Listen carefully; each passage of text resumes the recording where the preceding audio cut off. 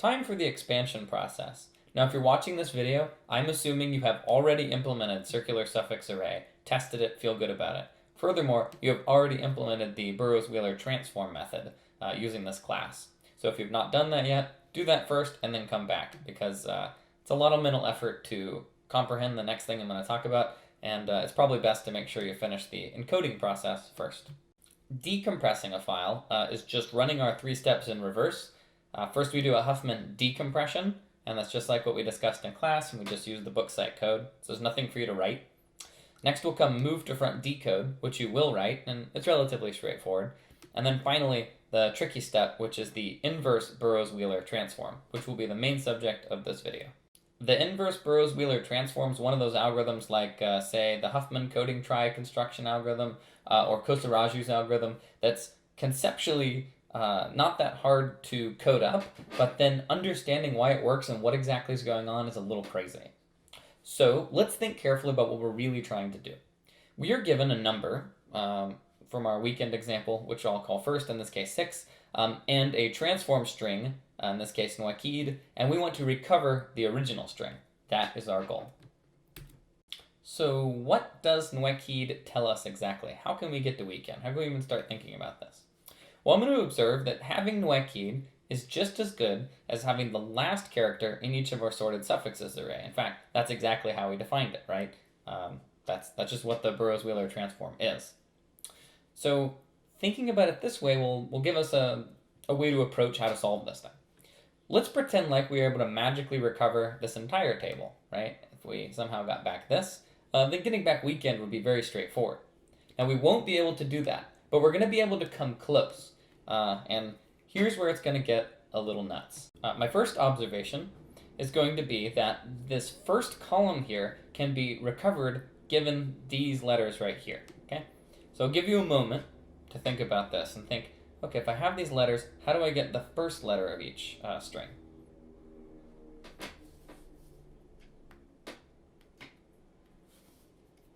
Okay, time's up. So one way we can do this, or the way to do this, is to sort these right here. So observation 1 is that sorting T gives us the first column of our sorted suffixes array.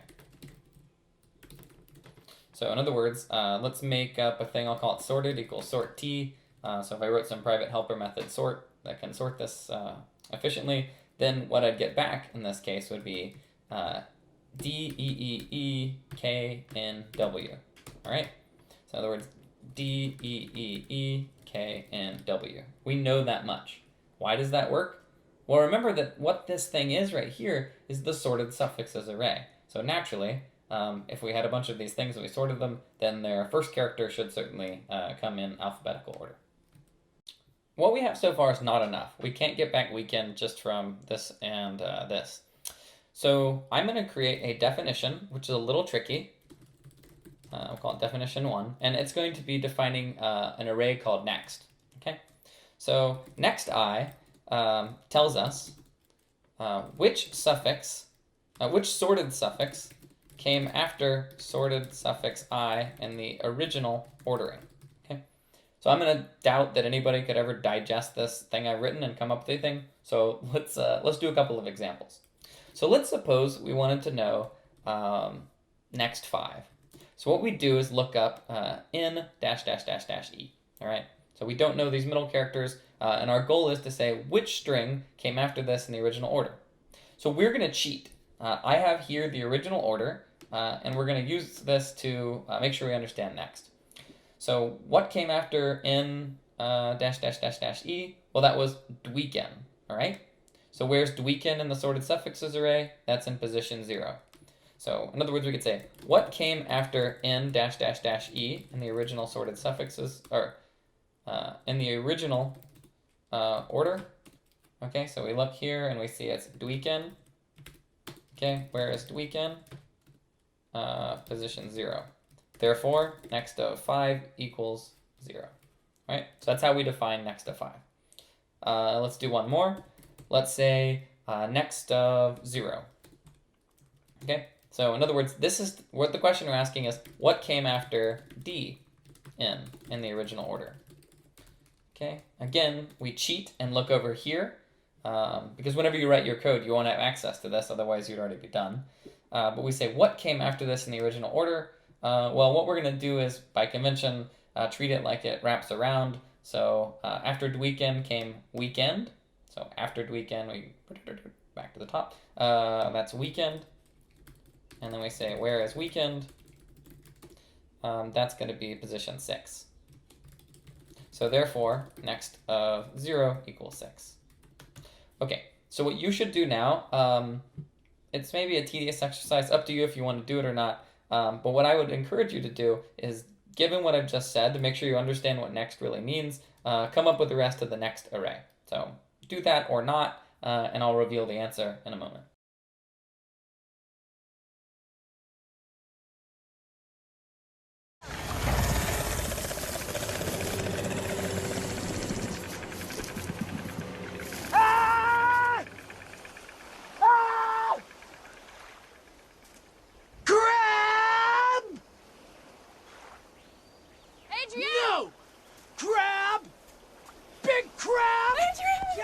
Now that you're done, you should have gotten a next array that looks something like this. Or I can show you it graphically here. After suffix 0, the thing that came after it in the original order was sorted suffix 6. After that was 1, then 2, then 4, and so forth.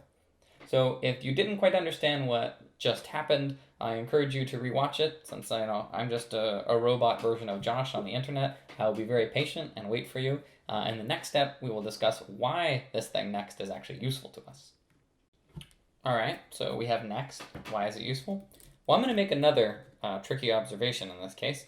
So observation 2, also tricky, is that next, sorted t, and first are sufficient to give us back s, right? So if we somehow have these three things, then we can recover s.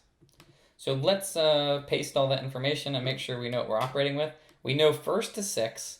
We know that the sorted version of the transform string is dkindwa. And we know the next array, which we just derived, as 6245301. I'm going to say that this information right here is enough to give us back s. Let's consider, for example, the goal of recovering s0. So we want s0. That's the first, or the 0th character of the original string we started with, aka the w in weekend. So I'm going to claim that this is just equal to sorted t of first, right? So why is that the case?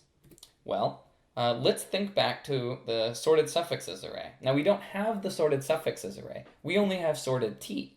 But sorted t, of course, is just the leftmost column here of our sorted suffixes array. So even though we don't have this explicit array of strings, we do know this right here. And furthermore, what first of 6 tells us is that the original string we started with, weekend, that it ended up in the 6th position, right? So all we need to do then is look at the leftmost character of that, that particular string, which is just given by sorted t of first. Now, since that's such a critical concept and a tricky concept, I'm just going to re-explain it in a slightly different way. Sorry if you already got it. But the idea is that s of 0, we want the leftmost character of the original string. Okay? We know the leftmost, we know the original string is sorted suffix number 6. How do we know that? Well, that's what first tells us, just because first equals 6. That's what someone's told us, all right? So we know the original string is sorted suffix number 6. So that means we want the leftmost character of sorted suffix number 6. But we don't have the sorted suffixes when we're decompressing, because if we had them, it would be trivial, right? But we don't have them. However, we do have sorted t. And sorted t gives us the leftmost characters of our sorted suffixes. So, sorted t of 6 is the leftmost character of sorted suffix number 6. So it is also the leftmost character of our original string. Okay, so that description there, just another way of putting it. And if you don't quite get that, make sure you go back. This is very, very important. All right, given that verbose explanation, let's just go back to the original expression. sorted t of first is just going to be sorted t of 6. And if we look in sorted t in position 6, we get w. Great. Ready? This is tough. Okay. I've explained this to my computer a few times, so hopefully this one makes it to the internet. So, we want to find the next character. I'm going to claim that this one is sorted t of next of first. And that s of 2, for example, is going to be sorted t of next of first. Whoa. So why would this be? Well, let's think about s of 1. So let's just reason through it from scratch. I'm going to type everything I'm saying, so hopefully it makes more sense. So we want the 1th character of the original string, right? That's just what S1 is, okay? And I say 1th just to make it clear, I mean index 1. And so, in other words, obviously weekend character 1, that's what we want. We want E. That's another way of putting it, okay? So how do we do that? Well, we know where that is in the sorted suffixes array, but we don't have access to this 1th character. We don't have the 1th characters. We have the 0th characters and the last characters given by sorted t and t respectively, but there's no way that we have access to the 1th characters, okay? So I'm going to make a little mini observation, which is we'd be perfectly happy with the 0th character of whatever came after weekend, the original string. Okay. In other words, this is the original order, and of course each of these strings is just the previous one left shifted a bit. So this character here is just the same as this character right there. So in other words, we want the 0th character in Ikendwa. Essentially, we want the 0th character Ikendwa. So how do we know where Ikendwa was? So where is Ikendwa in the sorted suffixes array? Let's just suppose it were in position x, then we'd just do sorted t of x. So if somehow I magically knew where Ikendwa was, we'd be good. Now it happens that we do know this fact. In fact, that's the whole reason we derived this array we called next. Next gives us this. So in other words, if we do next of first, that's saying the string that came after the original string. So in other words, next of 6 equals 1. We know that from here. So next of 6 is 1, which means that this right here is the string that came after weekend in the original sorted order, which we can see visually here. What came after weekend? It was Ikendwa, and of course that must mean this one, all right? So next 6 equals 1 means that a string after weekend is in position 1, or in the sorted suffixes array. So in other words, we just need the 0th character there. So a simple way of writing this out is we want sorted t of next of 6, which is sorted t of 1, which is just e. If we look back up at sorted t, right? So I guess let's fill out the algebra here just like we did below. Just plug things in. So sorted t of next of first, that's sorted t of next of 6, which is just sorted t of 1, which is just e. All right? So hopefully that made sense. We'll do one more. All right, so what about S2? Why does this right here work?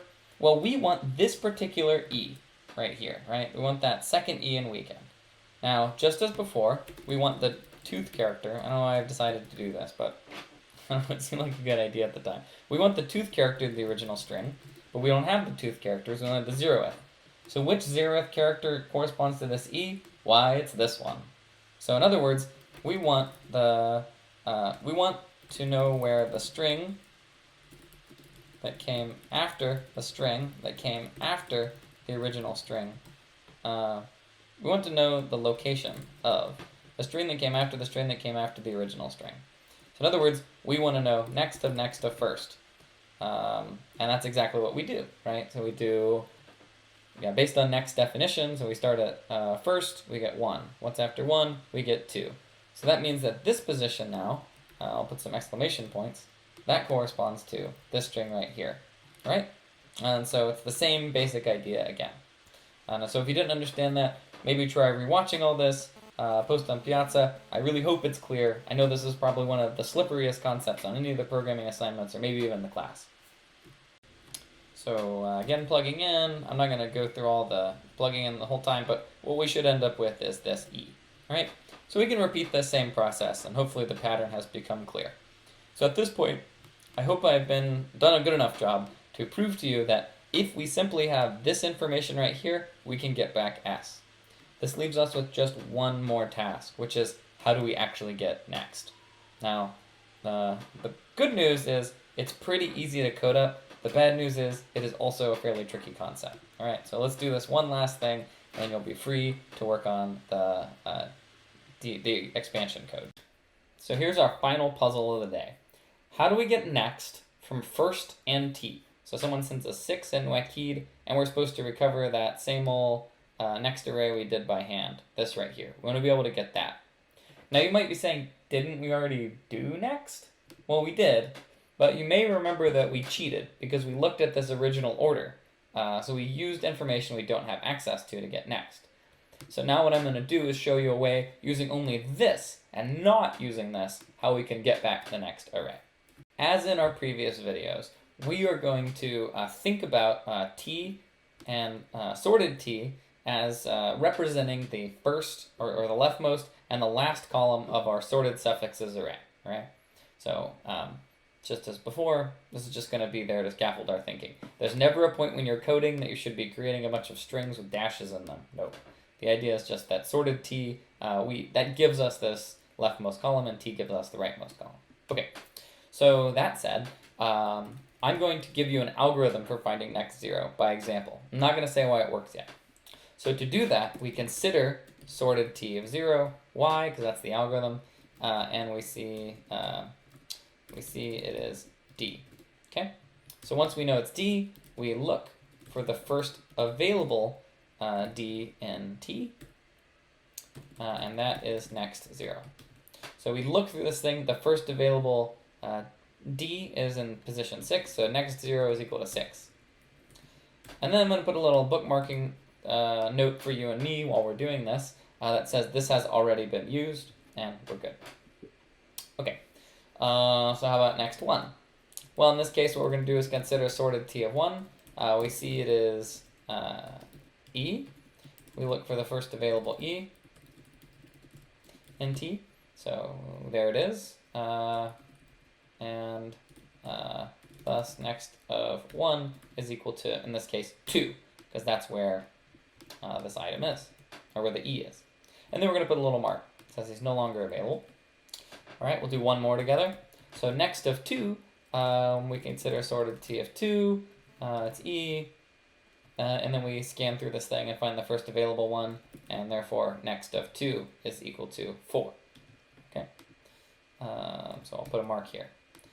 So next of 2, there we go. Next of 2 is 4. All right. So perhaps at this moment you're going, wait, what is going on? Why is this? Is this going to work? What is this? And that's a perfectly reasonable and in fact quite a great reaction to have, because I haven't shown you that this thing works. But what I'd like you to do before I explain why is you should go through and complete the process I've been doing just to make sure you get it, and then we'll explain the whys.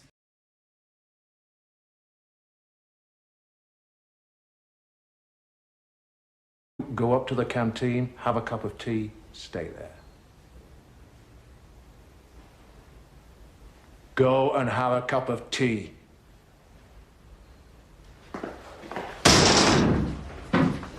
So once you're done, you should have gotten that next 3, 4, 5, and 6 are 5, 3, 0, and 1 respectively. Now let's compare that to what we got when we cheated before. We look here, 3, 4, 5, 6 is 5, 3, 0, 1. So what we've just done somehow is capturing that same idea that we did when we were cheating. So at this point, this would be enough for you to go through and code everything up, but I think for our edification, let's make sure we understand why this works. So why does this D tell us anything about next 0? Well, the reason is as follows. So when we ask for next 0, we're basically asking what came after n in the original order. Okay? Or rather, how about this? Which sorted suffix came after that in the original sorted order? Well, we know that the one that came after it is just going to be the left-shifted version. So we know it's ND, right? 1, 2, N. So we know it's this suffix, right? I mean, we think about how the original order worked. The one that came after this must have just been the left-shifted version, right? So the thing that came after D, N must have been this one right here. So how do we know where that is? Well, we observe that only one of the sorted suffixes ends in D, so that must be the one, all right? So in other words, we know it ends in D, this is the only one that ends in D, so we're in good shape. That brings us to the first entry of the next array. So asking for this here is the same thing as asking which sorted suffix came after E dash dash dash dash W in the original order, right? So by definition of the original order, it's just the left-shifted version of this. W-E, yep. And unlike before, right, where, okay, it started with D, so only one of them ends with D, now there are in fact 3 things that end with E. Okay, so any of these could potentially be the thing we're looking for. So in other words, next one could be 2, 4, or 5. It just depends on something, right? Now, based on that rule that we said earlier, we would take the first one. Like, okay, so the strictly mechanical rule from before says it's 2. What I want to do now is explain why it's 2. So let's look at a picture here, and let's think about what happens. Okay, so this is something that's getting left-shifted. This whole string's getting left-shifted, and these 5 characters are going to end up in one of the following 3 places. So we have this, we have this, and we have this. So in other words, these 5 characters here are exactly the same as either this, this, or this, right? Now, if you don't understand that, pause, think about it, maybe rewind a little bit, post on Piazza, email me, but that is the fundamental idea behind why our special rule works, why we can do the strictly mechanical thing, relies on the fact that this right here corresponds to exactly one of these. Now, likewise, these 5 characters, this is another string that starts with E. When we left shift this thing, it's going to be one of these 3. And likewise, here's something that starts with E. So it's also going to be corresponding to exactly one of these 3 boxes. All right? So the question is, which one is which? When we left shift the yellow, the green, and the blue, which one ends up where? So I'm going to make an observation, which is that because of the fact that these things are in sorted order, then we know that that little substring, that starts, that's in yellow, is going to be a smaller string in alphabetical order than the green one, which in turn will be smaller alphabetically than this blue one. Okay? So because this is the case, when we left shift them, that order will be preserved. All right? So this yellow one is going to end up corresponding to this white box. This green one will correspond to this box. And this blue one will correspond to this. Okay? So I know that's a whole lot of video for this assignment, but I hope that conveys an intuition for why the special next rule works. Now, you don't even really need to understand the next rule to do the assignment, so if you're feeling a little lost, I mean, if you understood how we got these next arrays and you were able to do this part of the exercise, you're in perfect shape.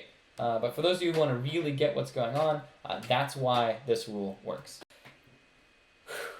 That's a weird face.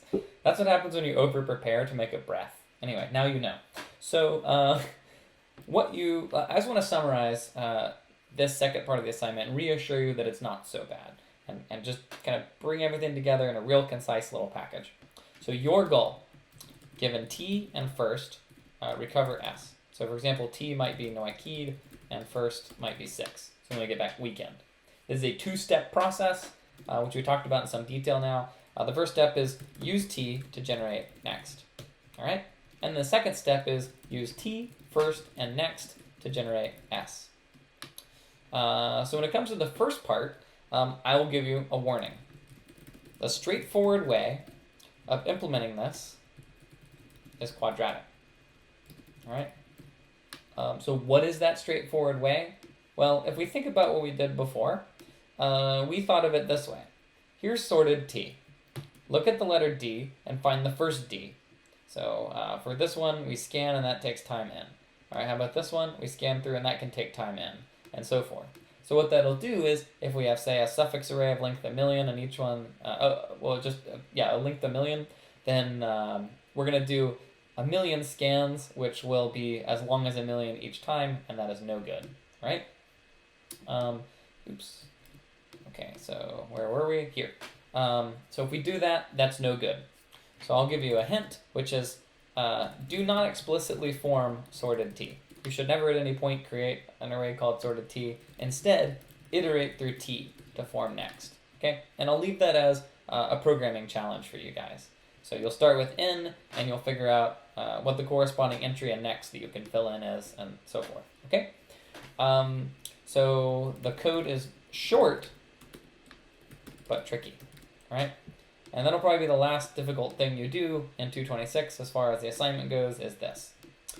Because this part, luckily, is very straightforward. So this code is short and straightforward. Okay, so I hope this video, very long, but I hope it was really useful to you. You can get away without really comprehending a lot of it, and I suppose that's okay. I mean, it's nice if you really get how it all works, but I think this should give you everything you need to complete this very challenging part of this assignment.